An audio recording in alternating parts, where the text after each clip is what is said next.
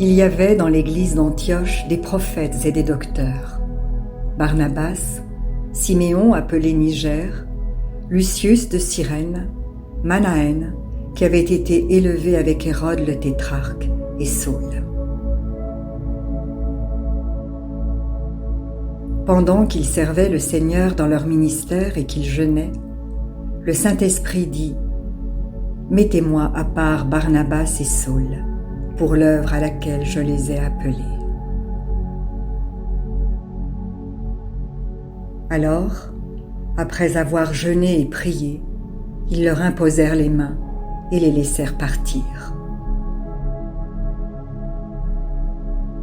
Barnabas et Saul, envoyés par le Saint-Esprit, descendirent à Séleucie, et de là, ils s'embarquèrent pour l'île de Chypre.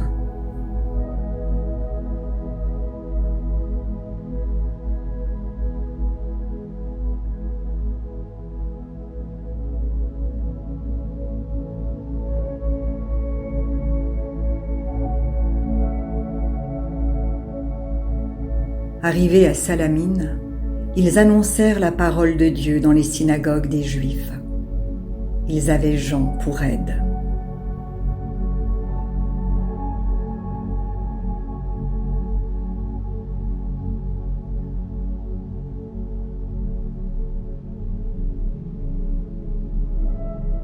Ayant ensuite traversé toute l'île jusqu'à Paphos, ils trouvèrent un certain magicien, faux prophète juif, nommé Bar-Jésus, qui était avec le proconsul Sergius Paulus, homme intelligent. Ce dernier fit appeler Barnabas et Saul et manifesta le désir d'entendre la parole de Dieu.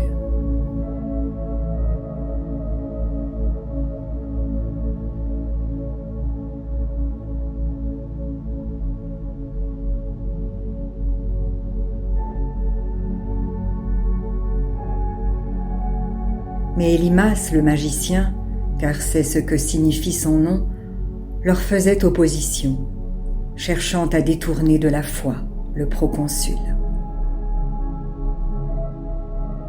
Alors Saul, appelé aussi Paul, rempli du Saint-Esprit, fixa les regards sur lui et dit « Homme plein de toute espèce de ruse et de fraude, fils du diable, ennemi de toute justice, ne cesseras-tu pas de pervertir les voies droites du Seigneur?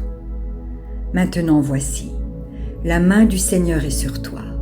Tu seras aveugle, et pour un temps, tu ne verras pas le soleil. » Aussitôt l'obscurité et les ténèbres tombèrent sur lui, et il cherchait, en tâtonnant, des personnes pour le guider.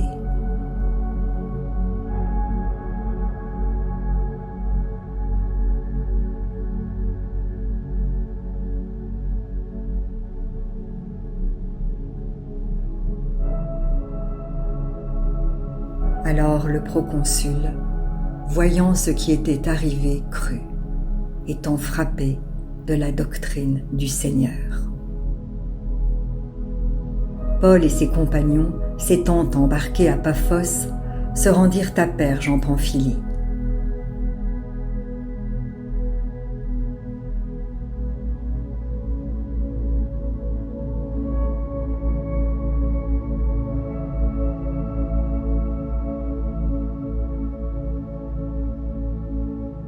Jean se sépara d'eux et retourna à Jérusalem.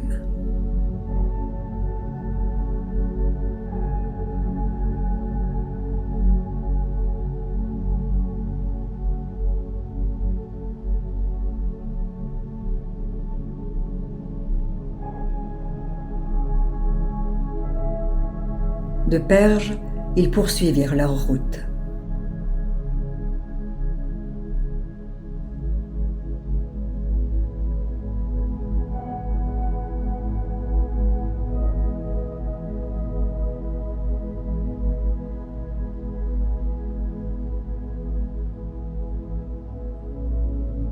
Et arrivèrent à Antioche de Pisidie.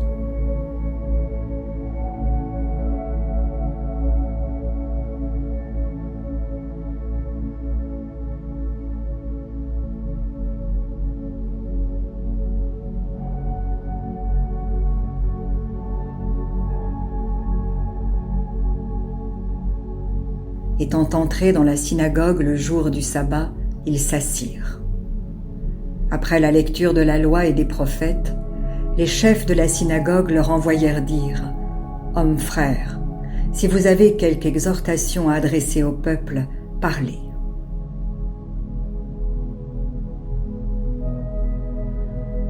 Paul se leva et ayant fait signe de la main, il dit « Hommes israélites, et vous qui craignez Dieu, écoutez.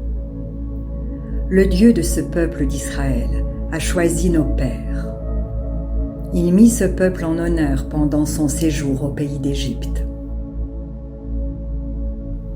Et il l'en fit sortir par son bras puissant.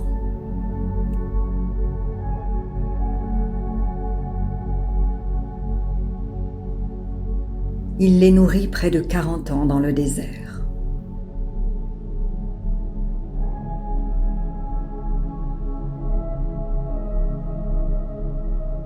Et ayant détruit 7 nations au pays de Canaan, il leur en accorda le territoire comme propriété.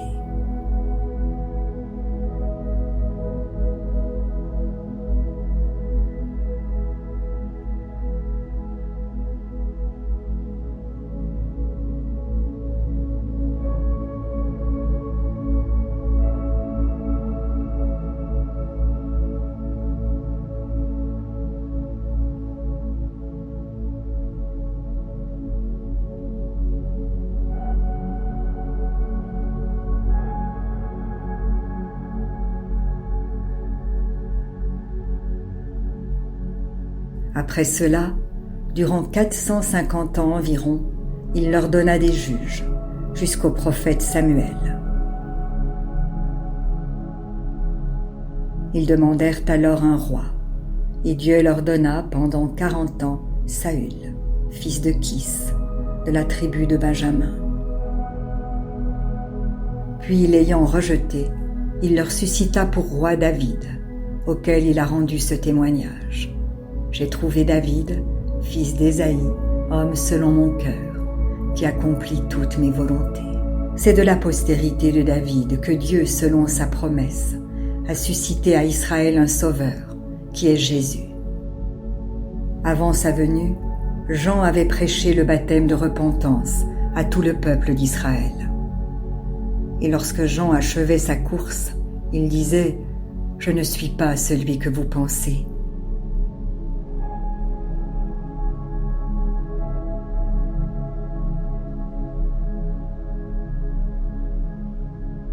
Mais voici, après moi vient celui des pieds duquel je ne suis pas digne de délier les souliers.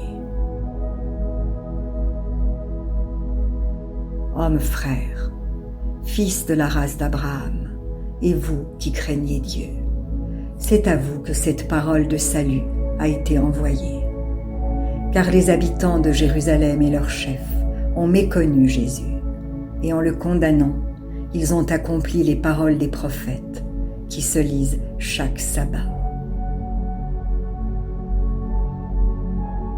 Quoiqu'ils ne trouvent en lui rien qui fût digne de mort, ils ont demandé à Pilate de le faire mourir.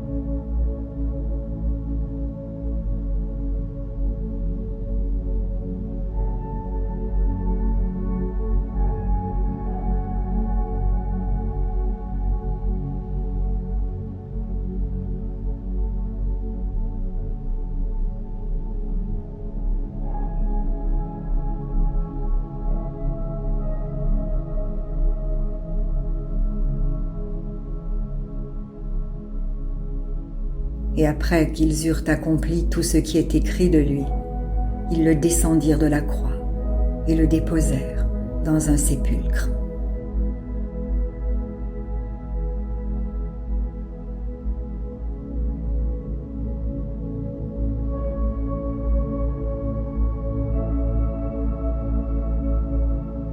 Mais Dieu l'a ressuscité des morts.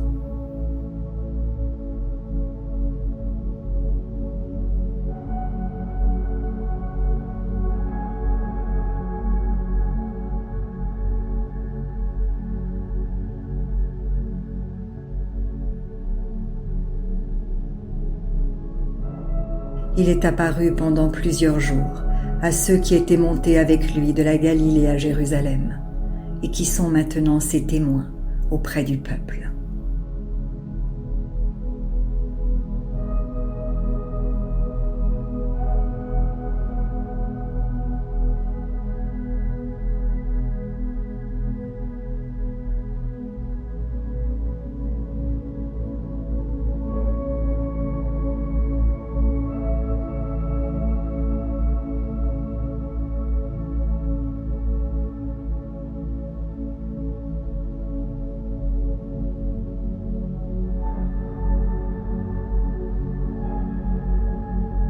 Et nous vous annonçons cette bonne nouvelle, que la promesse faite à nos pères, Dieu l'a accomplie pour nous, leurs enfants, en ressuscitant Jésus, selon ce qui est écrit dans le psaume 2e. Tu es mon fils, je t'ai engendré aujourd'hui. Qu'il l'ait ressuscité des morts de telle sorte qu'il ne retournera pas à la corruption. C'est ce qu'il a déclaré en disant: je vous donnerai les grâces saintes promises à David, ces grâces qui sont assurées.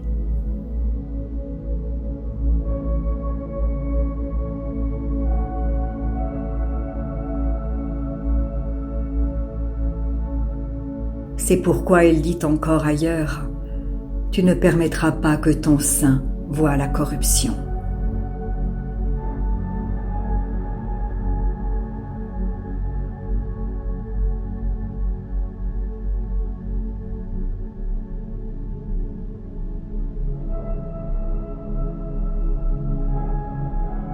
Or David, après avoir en son temps servi au dessein de Dieu et mort, a été réuni à ses pairs et a vu la corruption.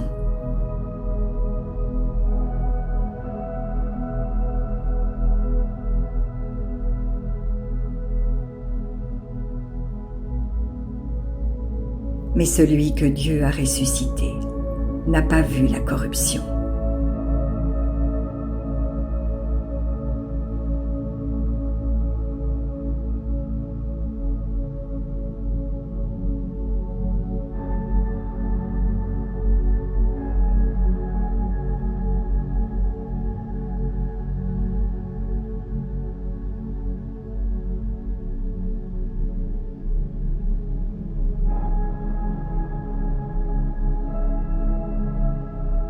Sachez donc, hommes frères, que c'est par lui que le pardon des péchés vous est annoncé, et que quiconque croit est justifié par lui de toutes les choses dont vous ne pouviez être justifiés par la loi de Moïse.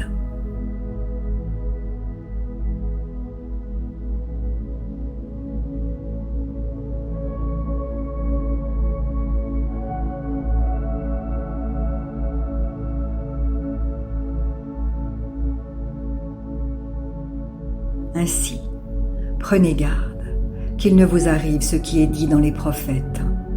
Voyez, contempteurs, soyez étonnés et disparaissez, car je vais faire en vos jours une œuvre que vous ne croiriez pas si on vous la racontait.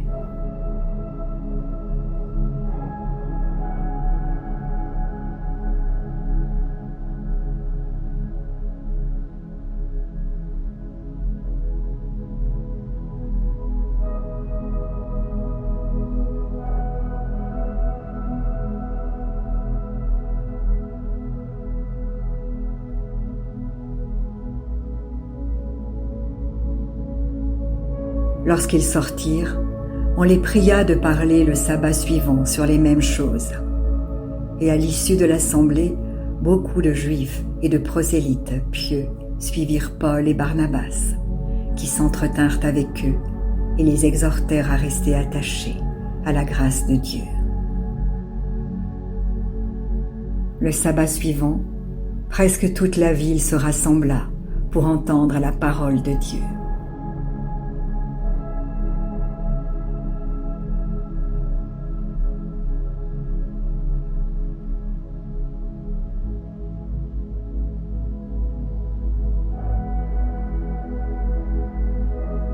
Les Juifs, voyant la foule, furent remplis de jalousie, et ils s'opposaient à ce que disait Paul, en le contredisant et en l'injuriant.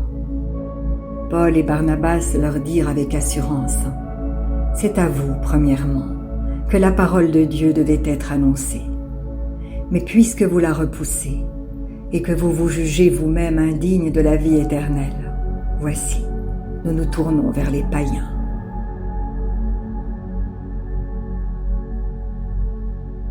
Car ainsi nous l'a ordonné le Seigneur. Je t'ai établi pour être la lumière des nations, pour porter le salut jusqu'aux extrémités de la terre. Les païens se réjouissaient en entendant cela, et ils glorifiaient la parole du Seigneur. Et tous ceux qui étaient destinés à la vie éternelle crurent.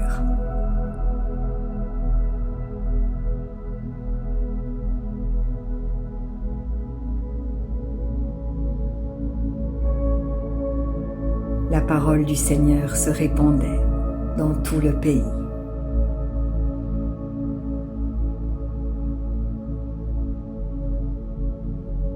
Mais les Juifs excitèrent les femmes dévotes de distinction et les principaux de la ville. Ils provoquèrent une persécution contre Paul et Barnabas, et ils les chassèrent de leur territoire.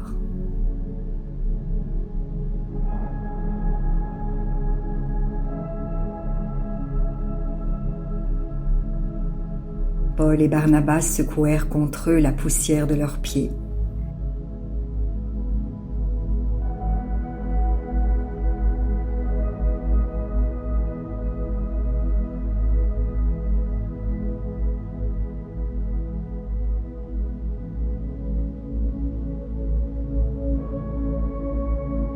Et allèrent à Icône.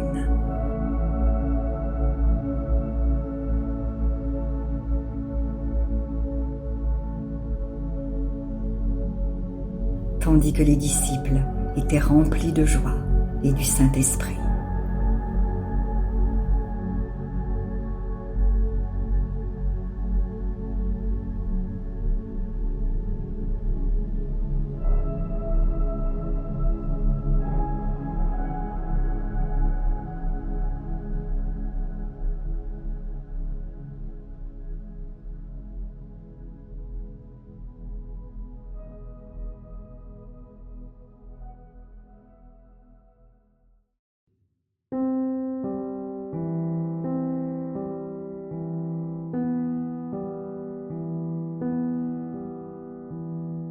Si la parole de Dieu touche votre cœur, ne l'endurcissez pas. C'est Jésus qui se manifeste. Il vous dit : « Voici, je me tiens à la porte et je frappe. Si quelqu'un entend ma voix et ouvre la porte, j'entrerai chez lui. Je souperai avec lui et lui avec moi. » Alors, si vous n'avez pas encore fait de Jésus votre Sauveur et votre Seigneur personnel, vous pouvez maintenant le faire. Déclarez à haute voix et d'un cœur sincère : « Père, je te remercie, parce que tu as envoyé Jésus-Christ mourir sur la croix pour mes péchés, et tu l'as ressuscité des morts. Je désire, du plus profond de mon cœur, recevoir ce pardon et être racheté par le sang de Jésus. Je t'accueille maintenant, Jésus, comme mon Seigneur et mon Sauveur. je renonce désormais au péché et je veux te suivre tous les jours de ma vie. Au nom de Jésus. Amen. Si vous avez fait cette prière, dites-le nous simplement dans les commentaires. Nous prierons pour vous et nous nous réjouirons avec le ciel tout entier. Car Jésus a dit « Sachez qu'il y a plus de joie dans le ciel pour un seul pécheur qui se repent que pour 99 justes qui n'ont pas besoin de repentance. » Puis continuez de vous fortifier et de vous purifier par la parole de Dieu. La foi vient, mais elle ne vient que d'une seule source, de ce qu'on entend de la parole de Christ.